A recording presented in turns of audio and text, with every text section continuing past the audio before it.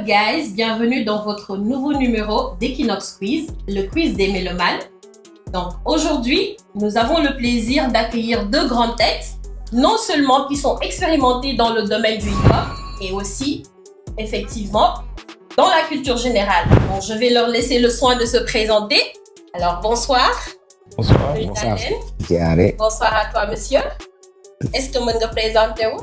Bon, alors man la Mansour Pauvre jaar naa leen bëggee gars yi seetaan Kouriel toog yëpp. Delloo ziar. di la ziaree wax ya. maa ngi delloo ziar. ak sama kil bi ma war a defaral Mr Yang. Alors mën nga ma wax lan ngay def dans la vie? Bon, moi je suis logisticien et fou de hip-hop xam nga. Passion. C'est une passion là quoi. Dans la vraie vie bon je travaille au port, je suis logisticien. D'accord. Mais après c'est mon occupation rap baa ngi ci ak ay yeneen activités parallèles yi ñuy def ak yooyu quoi. D'accord. Yeah. Et aussi mën nga ma wax ban genre de musique nga tàmm di déglu en général. La plupart du temps rap. Mais damay déglu wala mbalax mais rap moo ci ëpp. D'accord. Yeah. Rap US plus wala Galsen? US, Sénégal, France. D'accord. damay déglu yëpp rap Ivoire damay déglu yëpp quoi. dalal ak jàmm si émission Equinox Quiz. maa ngi nii bëggee. J'espère que xandal nga buzzer bi ba mu tàng. waaw affaire bi xool naa ko j'espère que kenn truqué wu ko parce que gars yi dañ bëgg ñu gagné woon. waaw sama bopp kenn du ko truqué. Alors salaamaaleykum. Aleykum salaam. na nga def. Ça va maa ngi ziar. Est-ce que mën nga présenter wu? En fait Yang la Yang Alkabula Dieng wala. mooy sa vrai tour. Non Assane di par mon vrai nom c'est Assane. Bah mais kii bi game bi gars yi Yang lan may wax quoi au fait. En fait je suis vendeur de tissu. jaaykatu tissu. bàyyi dagg kay dem daggi tissu laa def. si noonu la. Mais après bëgg hip hop. Bah love hip hop après on écoute tout hein. Mbalax rap zouk R&B tout ça quoi. Après rap Galsen mooy une passion quoi. Mais après on écoute toutes sortes d'hip hop quoi. Pour France, pour États-Unis et tout. Machallah. En tout cas, bienvenue à vous. Merci. Dans le jam et voilà, j'espère que pare ngeen. ñu ngi koy commencer émission bi 3 manches lay nekk. Première manche lu jëm ci hip hop, lu jëm ci culture générale plutôt la ñuy wax en général. Et deuxième manche bi mu nekk hip hop pour large. Culture urbaine. Donc troisième manche bi dañuy focus ci benn artiste. Ok. D'accord pare ngeen. Mais bu koy door du ma ko yërëm de. doo ko yërëm. waaw yow mete ko amul garde. moo yow neex nga de. aja kon let's go. xaaral sax. aja let's go. kan mooy Ada Fass ak kan mooy Eumeu Sène. Ada. Alors ñu dem. Let's go. Qui a implanté l'école française au Sénégal? Fedeb. Oui. Ah non c'est moi qui a buzzé. ah moom moo buzzé. En fait bosam deful bruit moo tax. waaw vas-y tontul yaa buzzé. tontul bul xalaat tontul. Ah non attends non laisse-moi répondre. Yow mais yaa buzzé waaw dama jum tontu waruma tontu yow boo xam rek. répondre. Senghor.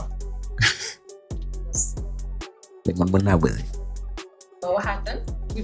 non mauvaise réponse yéen ñaar ñëpp faussé ngeen. waaw ñun ñaar ñëpp faussé nan la. Attends, je l'avais aussi. Tu l'avais? Ouais, je l'avais aussi. Je l'ai pas dit. Man jàngi école xaw ma ko fi indi école. Man nilaar naa nag. ñu dem ci deuxième question bi. Quel navigateur portugais fut le premier Européen à atteindre? Oui. Christophe Colomb. Non. Fut le premier à atteindre l'Européen. Désolé. Quel navigateur portugais fut le premier Européen à atteindre l'Inde par la mer en contournant l'Afrique en 1492? Magellan. Les réponses. 1498. 1498. Portugais. Mais attends, voilà, vous me prenez pour Google ou bien? Non. Li muy laajte question la dëgg la. Je répète. Donc, en fait, Je répète la question. Répète. Quel navigateur Marco Polo. portugais? Non, attends. Non, bah, vous terminez la question, répète. Quel navigateur portugais fut le premier Européen à atteindre l'Inde par la mer en contournant l'Afrique en 1498? 498. Colombe du Magellan. Non, c'est pas Colombe, États-Unis, les Amériques. waaw amul indice. Il n'y a pas d'indice. amul indice sax ban lettre la commencé. J'ai donné l'indice, c'était il a contourné en passant par l'Afrique. Cap de Bonne-Espérance le contourné de Vasco de Vasco Gama. de Gama. Pourtant, là, am nan ko mais danga koy fàtte. gëm naa mag de ndekete. non booy jëm mag c'est que en fait booy jëm mag sa xel mooy dem. xel bi mooy dem quoi. day négliger xel may négliger. day jëm mag. Quelle est la capitale du Canada? Oui, Mansour. Ottawa. Bonne réponse. Alors, en quelle année le transfert de la capitale de Saint-Louis à Dakar a été fait? Ça a été initié par Mamadou Dia. Saint-Louis. Oui, Mansour. 1957. 58. Bonne réponse. waaw mais non mais lii yéen a ko tey xamoon nan da ngeen ma combine parce que bi nga ko nee tout près day réfléchir wax 58 parce que non mais non. non man lii xamoon naa ko. Tu pouvais dire non mais yaa ko tey naan ko ay tout près xamoon nan dañ ma combine. Je pouvais dire 59. non sama défaite ngeen bëgg. Je pouvais dire 60 aussi. ah sama défaite ngeen bëgg. Alors, voilà. Quel est l'élément chimique dont le symbole est O? Oxygène. Oxygène. Bonne réponse.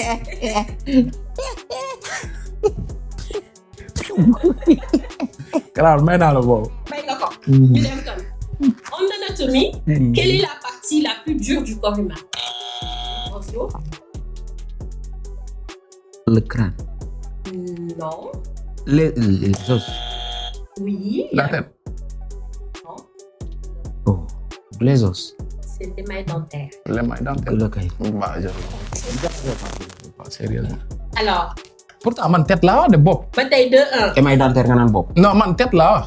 Tête d'or, mais c'est surface bi la ba tey. Non parce que Mansour bu mu mbëkkee je vais le sentir ça. moo tax ma ne tête. ah ok yow gisagoo tête sax. yow xaar rek. ñu ngi si ñaata 2-1. Ouais ñu ngi si 2-1 là. Donc, quel philosophe allemand, écoutez bien, est l'auteur de l'ouvrage Ainsi parlait Zarathustra? Mansour.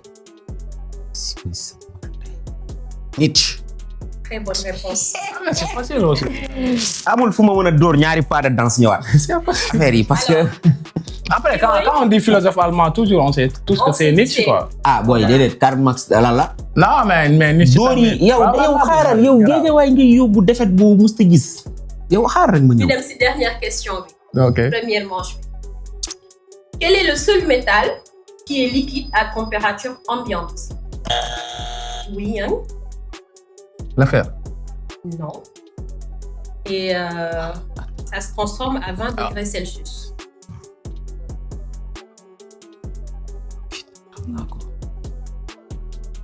Ah ouais? Oui. L'étain. Et non pare nga ci. Pare naa. C'est le mercure. dama doon hésiter ndax mercure.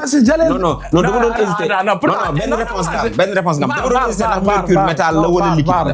var nan dem var. pare nga ci. aw ma droit de revenir. non loolu dafa yomb trop. essayer. ma waxee 20 degrés laa ñu ko ngi si ñaata? ñu ngi si 3-1. D'accord. J'espère que tu vas remonter. non remontada bi instant bii nii. Alors, ñu dem deuxième manche. Allons-y. Quel était le nom de l'artiste Cheikh Bouna Makouli? Daddy Bibson.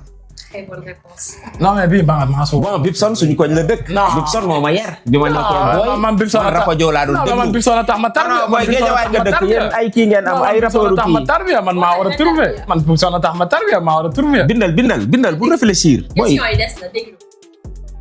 Quel membre de Wu-Tang Clan est décédé en 2004, 2 jours avant son 36e anniversaire? Oldo di Basta. Non. Oldo di Basta. Au début. Pam param param pam. Pam param param pam param param. Non mais sérieux, attends. Pam param param pam. maa nega man ak yow faruñu bokkuñu équipe. maa ay ops lañ maa nega. Don't talk to me yow toogal noonu rek. Alors, troisième question de la deuxième manche. Quel morceau de Tupac, considéré comme l'un des 10 tracks les plus virulents de l'histoire du rap? Oui. Il est mort. Je pense. Oui, mais j'ai pas encore. Son diss track à Biggie là. J'ai pas encore fini. Ah mais j'ai trouvé non? Oui, c'est irrémédiable. Voilà. En vrai, la question c'était quel morceau de Tupac considéré comme l'un des diss tracks les plus virulents de l'histoire du rap utilise la ligne de base du titre Don't Look Any Further de Dennis Edwards. Là, mais c'est élément. C'est irrémédiable. Voilà. Et il faut anticiper pour me remonter. Voilà. L'effort, il faut. yow di nga xam looy anticiper. yow Quel groupe de rap est à l'origine de la célèbre chanson Bul Ma Jox? Jant bi. Naawe. bul ma jooy loo. Naawe. naa la jooy loo. xam nga moom dafa muus dafa jël ñaari. non mais jël ñaar loxo yëpp teg ko ci kaw quoi. donc à tout moment. fii xu réel toog la fii réel toog bi. c'est bon. réel toog bi moo fi génn tey. Voilà, tu vas apprendre à me respecter. Voilà. Il va apprendre à te respecter. Ouais, normal même. Allons-y. 5e question.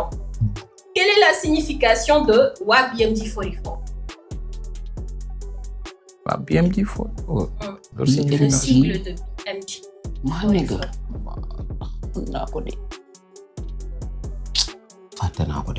Boobu je l'ai pas. Je peux donner la réponse? Oui, lan la. Waa bokk mën gëstu et le 44 qui signifie Thiaroye 44. ils ont été massacrés à Thiaroye. Voilà. wax nga dëgg boobu mën gëstu. Non loolu dama ko sax xamul woon. Non même ça je le savais pas. amoon naa kii bi nag 44 bi quoi. Je savais que c'est par rapport à Thiaroye. Ouais, ref bi 44 la quoi, Thiaroye 44. Donc, comment s'appelait le groupe de rap composé Big D, Jojo et Gofou? Non, c'est moi. Va, c'est moi. Va. Est-ce que ce buzzer bi mi ngi dem na? maa buzzé. C'est moi. maa buzzé. Man buzzé, c'est moi. maa buzzé. Non, c'est vrai, man buzzé. Non, dafa yomb VAR. Ah non, c'est man buzzé. 31 sax duma la may dara. Loolu nañ ko VAR. Man buzzé. Non, loolu nañ ko VAR. Dañuy dem VAR nii. Nañ koy VAR kay. Yow. Waay yow. Non mais man buzzé Mansour lii lan la. Wala du moom. Mooy fii amul ay bët. waaye ok. Non mais c'est moi man buzzé. Alors bi ñu jógee ci VAR bi gis nañ ni Yang moo njëkk buzzé donc moom point bi instant yi ñu ngi ci ñaata 6-3. Voilà. Quelle est l'association la plus connue qui finance de nombreux projets d'association? Oui, François. FDCU. Très bonne réponse. Alors, dernière question. Ça a été tangale. Dernière question de la deuxième manche. Mulan. Vas-y. Comment s'intitule l'album de Books Senki? Oui, Mansour. C'est le seul et unique album qu'il a en solo pour le moment. Oui. J'ai oublié. Fàtte naa ko. Amoon na titre fii dara du doy de je pense. C'est la bonne réponse. Wow. Très bonne réponse. Là, on est à combien? Attends, on est à combien là? On est à 6, voilà, 7-4. 7-4. Ouais. Ça me remonte à David, mais ça va être compliqué. Troisième manche. Troisième manche, c'est combien de questions là? C'est 8 questions. Troisième manche, thème bi lan la? C'est sur Gaston. Sur? Gaston. Non. Problème yaa ngay tàmbali. Problème yaa ngay démarrer. Xam naa lu may wax quoi, problème yaa ngay démarrer. Xam naa lu may let's go. Après dinaa ko wax bu fin bi jeexee. Ñëwati naa boy ndu boy. Quel est le dernier album de Gaston qui regroupe Old et New School dans ce projet? C'est vrai là, bu. Compilation Def Dara Vol 2. C'est tout récent. C'est tout récent kay man tur bi moom réer. Wax la dëgg kay mooy bu bees bi. Ouais. C'est récent kay. Il regroupe Old et New School. Il y a même kii la ouais. Tur bi moom réer. La crème de la crème. Oh. Tu donnes la réponse? Aywa. C'est quoi? Yang? Est-ce que donne ma indice? Non, xamoo amul ay indice ngay teg xel booy. Non, même pas teg xel xam naa. Indice baa ngi fi de. Non, xam naa. Indice baa ngi fi. Nanguwul indice parce que joxoo ma indice. Sérieux xaaral xam naa mais. Passe. Ça regroupe Old et New School. Xamoo ko. Demba ak Tay la aussi. Xam naa dafa ma day ci. Comment s'appelle le label de Gaston? Def dara.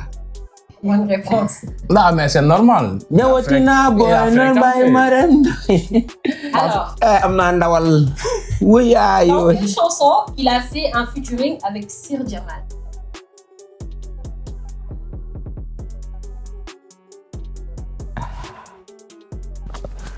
Ça parle de Spiritualité. On sait. spiritualité. Non, c'est tout le mot lay réer. fàtte naa ko. Bëtu Xalifa. Botu xale bi la c'est vrai. Alors, quel est l'artiste qui a été produit par le label de Gaston Deftara pour son album qui est sorti ou sera bientôt disponible? C'est moi, non? maa njëkk a buzzé. non. Si, maa njëkk a buzzé. Mansour. Balvada. L'album. Bah man jàpp ma loolu mais quel est l'artiste nga wax? Tu as le point. Grave, baa ma may Tu as la. le point. album bi jàpp ma tur bi fàtte naa. Coono du réer. Coono du réer voilà. gis naa ko tey ci page am. Man li nga bal ba big up. ñi nga xam. Cette année, il sort son premier album solo. Non, 2004. lekkam la. Uy yaay dama juum. dama juum 2004. xel comme la bu Gaston. Ouais. C'est pas. dama juum Mais 2004 c'est- Dakar All Star la wow. bàyyi ma def 2003 loolu laa bëggoon wax. déedéet nga wax ko ba pare muy. Ah non 2003 c'est bon. Comme là. kii moo la ñu ko wax 2003 VAR. kii moo ko ñu ko wax 2003. yan defet bi du ma ko yóbboo non noonu. mais garaawul sama ennemi yi xaar sama defet moo bari. xoolal VAR. non mais daa mel ni yaa ma ko njëkk a wax. kii moo ko njëkk a wax. nangu nga. mais nangu naa. Colonel moo la ko njëkk a wax. score bul bind de. non ñaata. maa ko njëkk wax. door yi metti na de. Day nul joxe naa waaw day niil boobu day niil. bul yi metti na de. non metti na. Alors, comment s'intitulait l'album où il a collaboré avec Keyti? Oui. Ku njëkk a bëse? Mansour. Dakar All Star.